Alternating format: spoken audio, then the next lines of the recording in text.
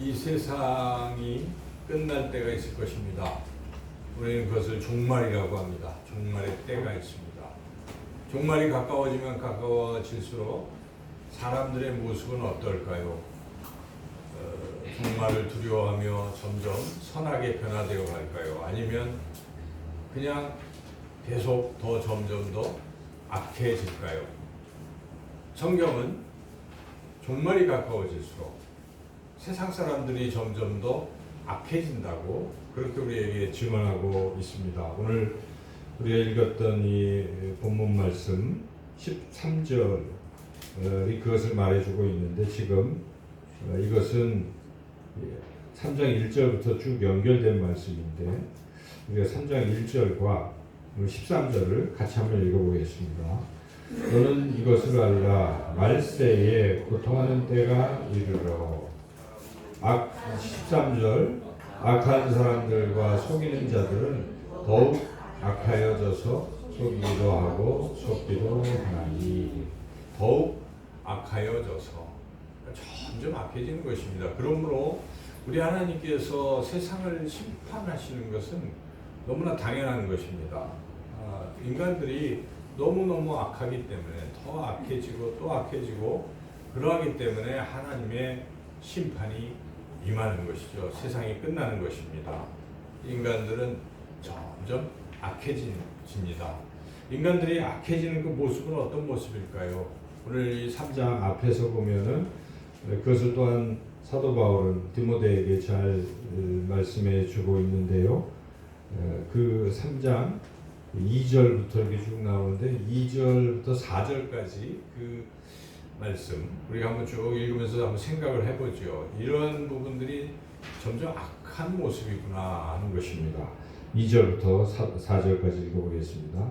사람들이 자기를 사랑하며 돈을 사랑하며 자랑하며 교만하며 비방하며 부모를 거역하며 감사하지 아니하며 거룩하지 아니하며 무정하며 원통함을 풀지 아니하며 모함하며 절제하지 못하며 사나우며 선한 것을 좋아하지 아니하며 배신하며 조급하며 자만하며 쾌락을 사랑하기를 하나님 사랑하는 것보다 더하며. 예, 그렇죠. 자, 우리가 구구절절 읽어보면서 어떤 부분은 우리 자신에게도 내가 어느덧 이런 모습들이 좀 있지 않는가 하는 부분도 또 찌르는 부분도 있을 것이고, 근데 이렇게 인간들이 점점 사악해지는 것입니다. 근데 이 사악해지는 모습은 결국 하나님보다 세상을 사랑하고 하나님보다 자기를 더 사랑하는 것입니다. 결국 하나님을 믿지 않게 되는 것이고 하나님을 예배하기는커녕 또 하나님을 대적하기도 하는 것이죠. 이것이 가장 악한 모습들입니다. 결국 우리가 심판을 받는다는 것은 예수 그리스도를 믿지 않고 하나님을 믿지 않기 때문에 결국 우리가 심판받고 구원받지 못하는 것 아니겠습니까? 근데 그렇게 주님을 믿지 못하고 주님을 사랑하지 못하게 되는 그 결정적인 이유는 세상이 더 좋기 때문에 점점 세상을 사랑하게 되는 것입니다. 신앙이 믿음이 연약해지는 모습을 보면은 결국 세상이 점점 좋아지는 겁니다. 그래서 자기의 삶의 시간이 점점 하나님보다는 세상 쪽에 더 많이 이렇게 기울어지게 되는 것이죠. 우리가 그런 증상이 나타날 때 굉장히 주의해야 되는 것입니다. 이걸 그대로 두게 되면은 결국은 나중에는 하나님을 떠나게 될지도 모르는 것이죠. 그래서 하나님이 사랑하시기 때문에 때로는 우리에게 고난도 주십니다. 그 고난은 무엇입니까? 세상에 힘든 걸 막 알면 아유, 이 세상이 너무 힘들구나 하면서 하나님을 바라보게 됩니다. 그리고 세상이 힘드니까 저 세상을 소망하는 것입니다. 영생을 소망하게 되는 것이죠. 그래서 하나님의 은혜입니다. 여러분, 그래서 그런 고난 속에서 만약 내가 세상보다 하나님을 생각하게 되었다면 은혜 받은 사람입니다.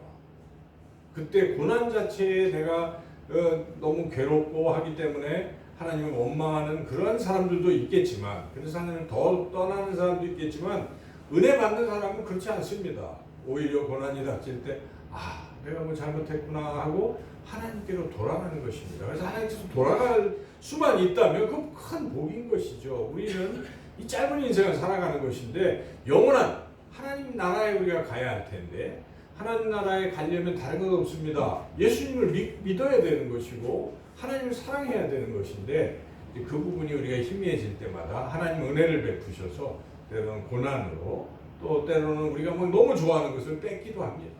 그럼으로써 우리의 관심이 하나님께로 돌이키게 하는 이제 그런 것이 하나님의 섭리인 것이죠. 오늘 이 본문을 통해서 이 세상은 점점 악해져 가는데 우리는 이 악해져 가는 세상 속에 빠지지 아니하고 우리가 하나님께 어떻게 하면 더 가까이 나아갈 수 있을까?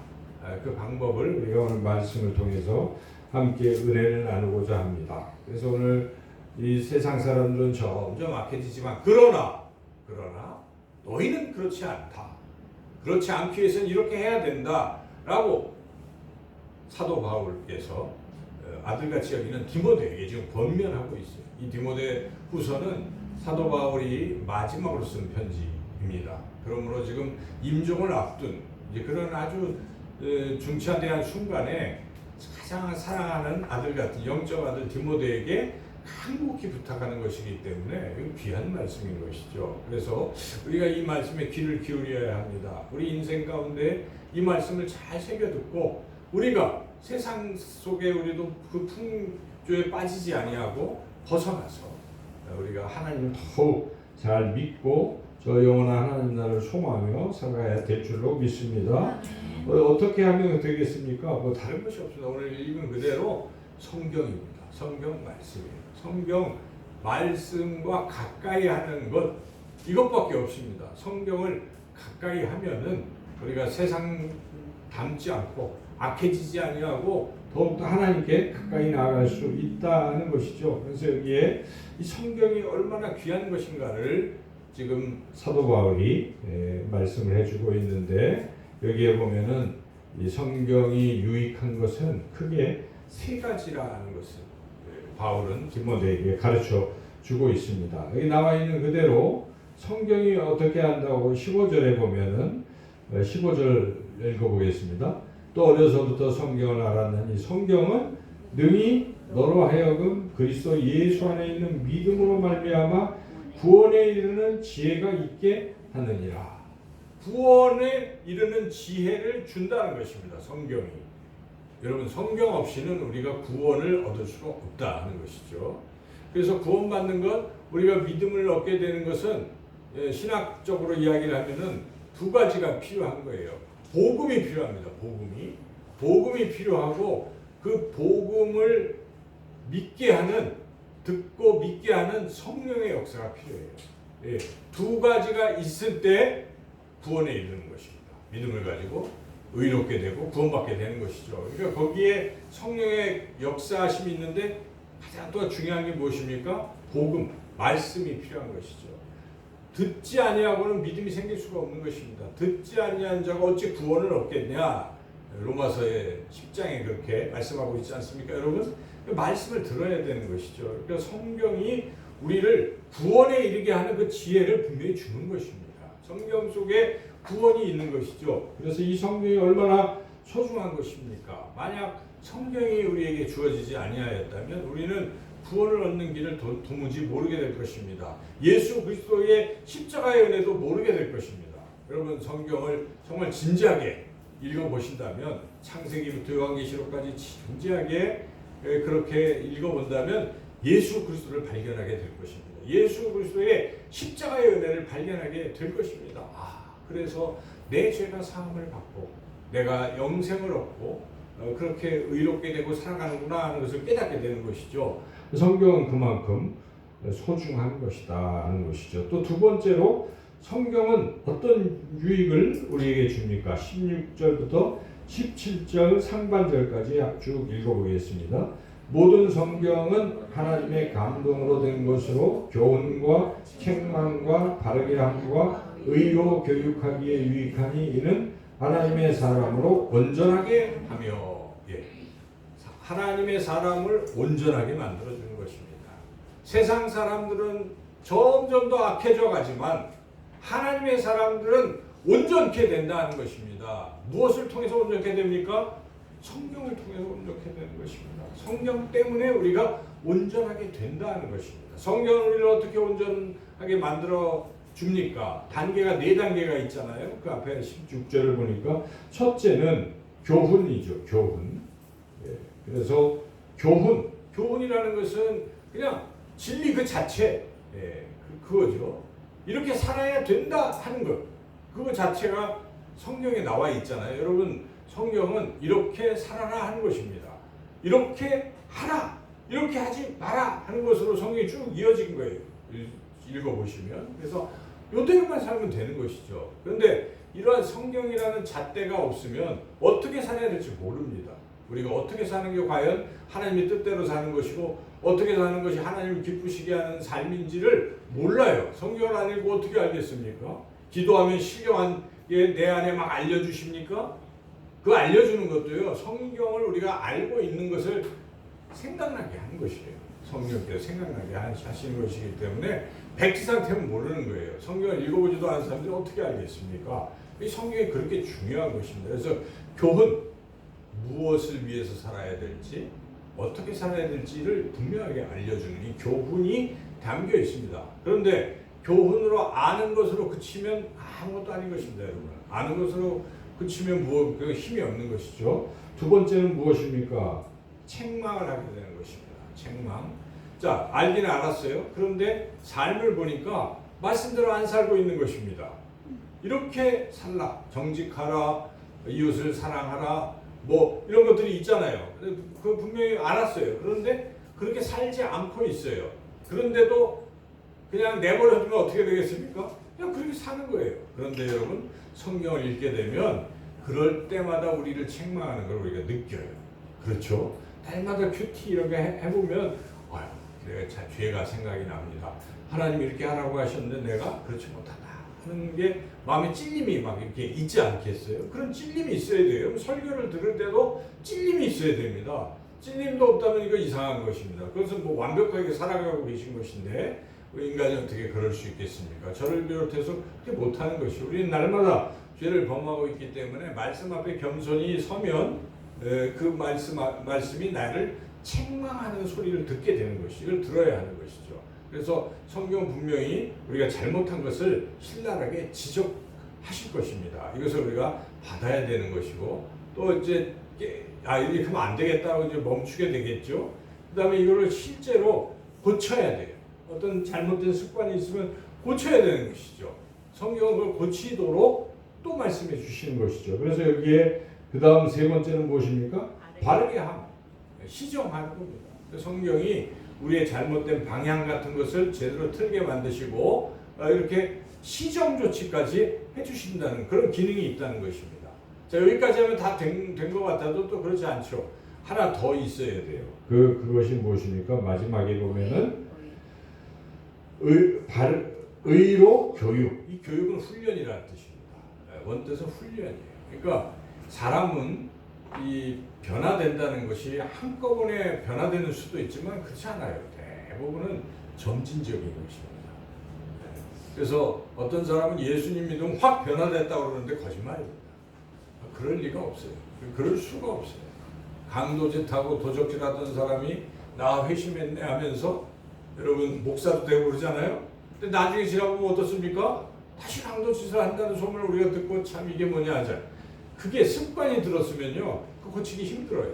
그래서 그러한 것들은 반복, 자기가 죄를 진 만큼 그 시간이 또 필요합니다. 질병도 치료되려면 한 5년 동안 여러분 아프면 어떻습니까? 한 5년은 치료되어 남는 게 정상이에요. 마찬가지입니다. 우리의 잘못된 것들이 고쳐지려면 시간이 필요한 것입니다. 시간이 필요하다는 것은 그것을 반복적으로 하라는 것이죠. 그래서 훈련이 필요합니다.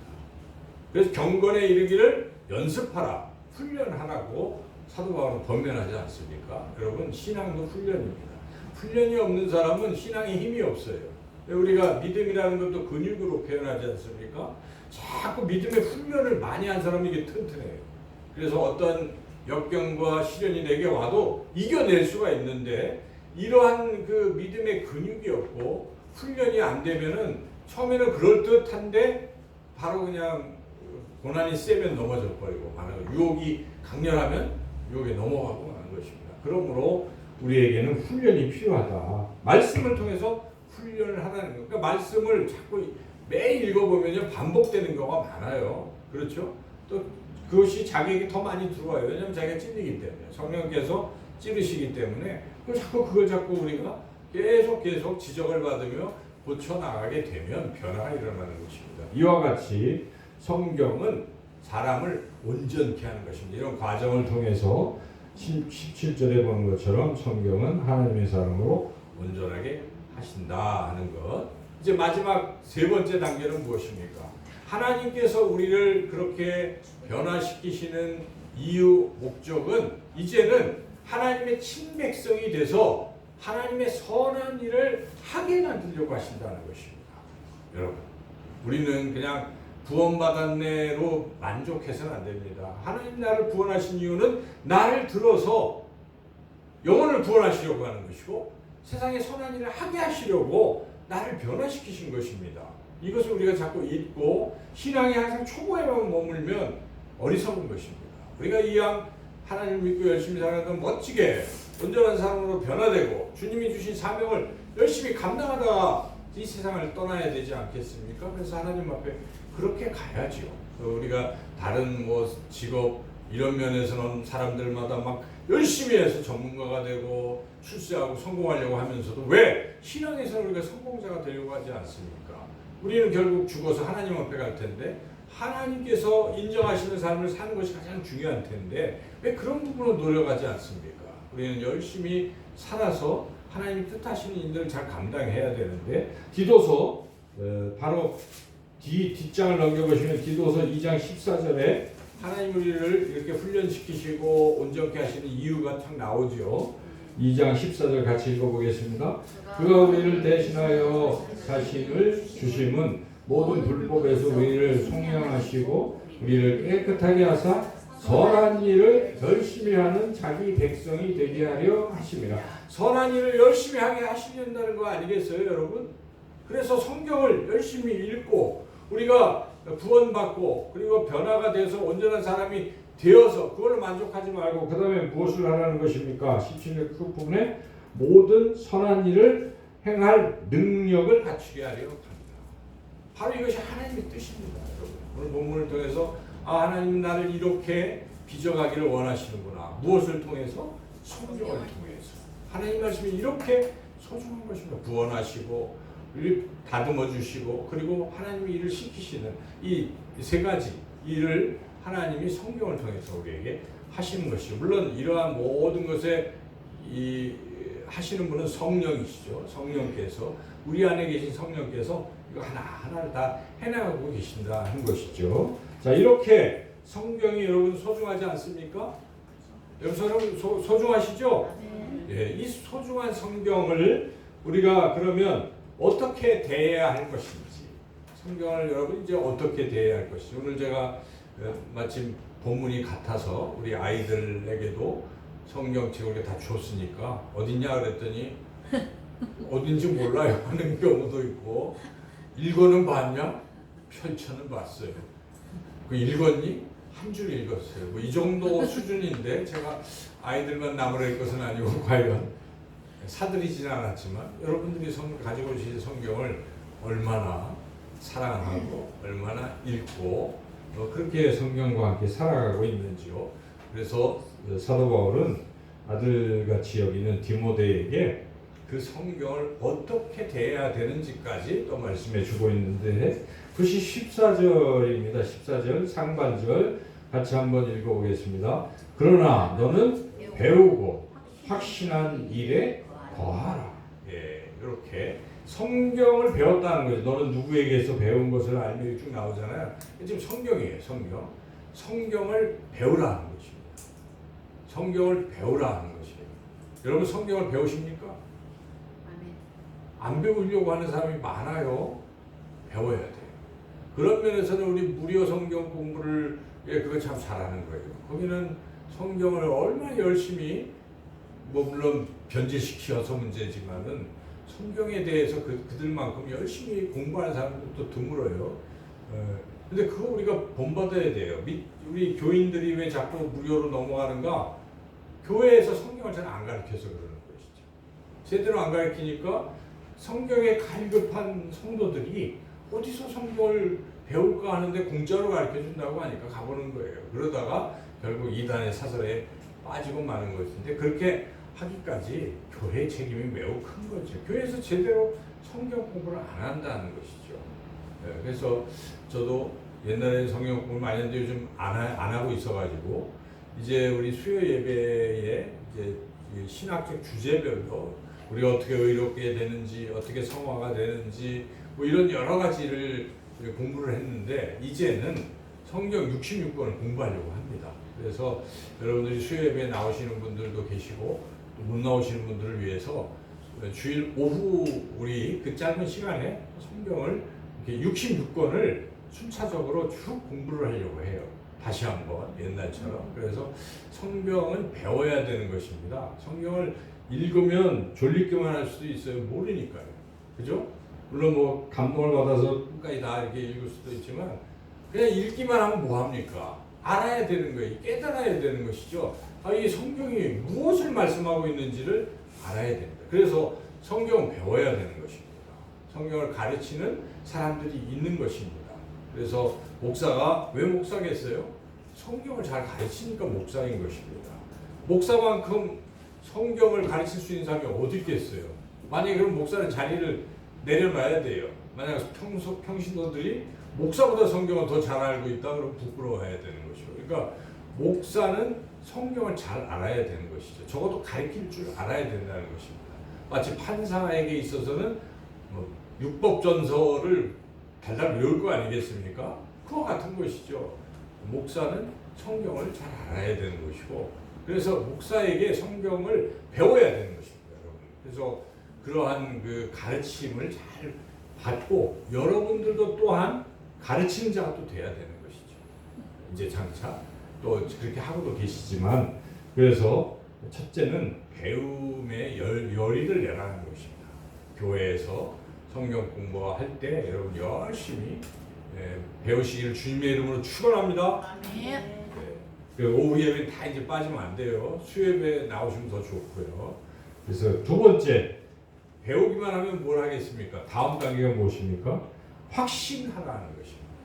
다르죠. 배우는 것과 확신하는 거 다르죠. 여러분, 그렇죠? 배우는 것은 아는 거예요. 배워서 깨닫고, 예수님께서 나를 위해 십자가에 죽으셨다, 알았어요. 그렇구나. 그런데 믿는 데는 좀 인색하는 사람들이 있어요. 확실히 믿지 않는 것입니다. 그런가? 그렇다고 하는 거지. 이 정도로 하면은 이거 믿음이 아닙니다. 진짜 믿음은 무엇이겠습니까? 예수님이 나를 위해서 십자가에서 죽으셨습니다. 나를 위해서 죽으셨어요. 그래서 내 죄를 다 짊어지셨습니다. 나는 죄를 이제 사함을 받았습니다. 이거 정말 믿으면 어떻게 될까요? 주님을 안 사랑하겠습니까? 주님을 위해 목숨 내놓지 않겠어요? 나를 위해 죽으셨는데, 나를 구원하셨는데 내가 주님을 위해 살겠습니다. 결단하게 되는 것이죠. 여기에 확신이 약하고 확신이 없기 때문에 신앙이 이상해지는 것입니다. 그냥 머리로는 아는 것 같아요. 들어서 아는 것 같은데 내가 확신을 안 하면 안 되는 거예요. 확신해야 됩니다, 여러분. 말씀은 이건 진리다. 하나 한 절 한 절을 확신해야 돼요. 그러기 위해서 어떻게 되겠습니까? 기도하세요. 성령께서 감동을 주셔서 믿게 하실 것입니다. 믿음도 성령의 선물입니다. 성령이 주시는 거예요. 내가 사모하는 마음을 가지고 주님, 이 말씀이 믿어지게 해주십시오 하고 여러분 기도하면서 묵상하면은 믿음이 막 하나님의 선물로 확신이 드는 것이죠. 이렇게 확신할 때 인생이 달라지는 것이고, 구원의 감격이 더 커지는 것이고, 천국을 더 소망하면서 힘차게 살아갈 수 있습니다, 여러분. 여러분 정말 믿으면 내가 당장 죽어도 천국에 가는데, 여러분 그게 겁이 납니까? 겁이 안 나잖아요. 믿음이 센 사람은 안 나요. 그런데 이 믿음이 약하니까 긴가민가 하다가 불안하고, 다른 또 곤란이 오면, 환란이 오면 흔들리기 마련이죠. 그래서 이 확신이 중요하죠. 그 다음에 이 뒤에 뭡니까? 거하라 하는 말도 굉장히 중요합니다. 거하는 것은 살라는 뜻이에요. 어디에 머물러서 거주하라, 살라는 것이죠. 그러니까 하루만 뭐 성경을 읽는다, 한 시간만 읽는다 이런 게 아니라 그냥 성경이랑 같이 살라는 것입니다. 함께. 말씀과 함께 살아가는 거예요. 아침에 묵상한 말씀을 내가 하루 종일 그걸 생각하는 것입니다. 그러니까 다 생각하기 어렵죠. 인간의 기억은 한계가 있으니까 가장 인상적인 말씀 한 절을 딱 외우시면서 계속 되뇌이시면서 기도하시고 되뇌이시고 이 말씀이 오늘 삶에서 어떻게 이루어질까를 기대하시고 그 말씀이 나를 또 지켜주실 것이고 인도하실 것이고 이러한 그런 생각을 가지고 말씀과 함께 사는 거예요. 그래서 이것을 계속 반복하는 거예요. 날마다 반복하는 것입니다. 왜 많은 교회가 큐티를 합니까? 여러분 그게 정답이기 때문에 그래요.